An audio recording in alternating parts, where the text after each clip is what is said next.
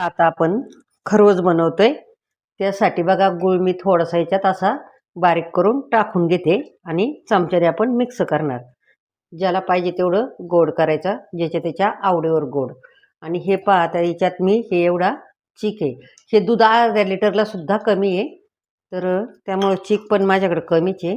आणि आता त्याच्यात आपण थोडीशी ही सुंठ ते विलायची पावडर टाकून घेतली. हे पहा सुंठ पावडर आणि विलायची पावडर. हे पहा आता आपण याच्यात गूळ, सुंठ, विलायची घालून घेतलेलं. आता हे आपण गाळून घ्यायचं. हे पहा आता हे याच्यातले आपण गूळ सगळा चमच्याने विरघळून घेतला. आता हे असा गाळून घेऊ.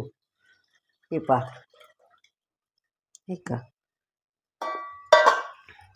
आणि आता परत आपण ह्याच पातेल्यात टाकून घेऊ. हे पुन्हा आपण याच्यात ओतून घेतलं आणि आता आपण हे उकडाय ठेवू. पहा हे पहा आता आपलं पाणी खाली तापलंय. याच्यात आपण हे चिकाचं पातेलं ठेवलं.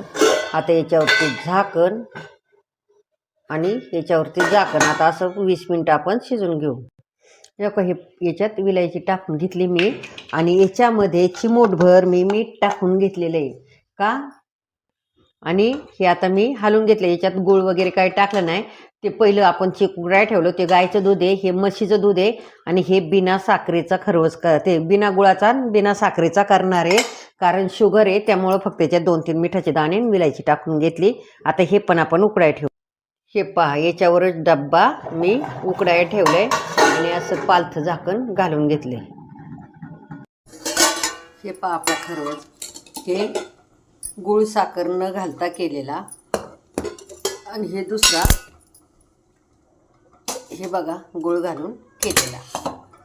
तर आत्ता काही लगेच कोणी खाणार नाही आहे कारण सगळ्यांचं जेवण झाले. दुपारचा उकडला आहे मी आता ही. आणि आता तुम्हाला दाखवते. हे पहा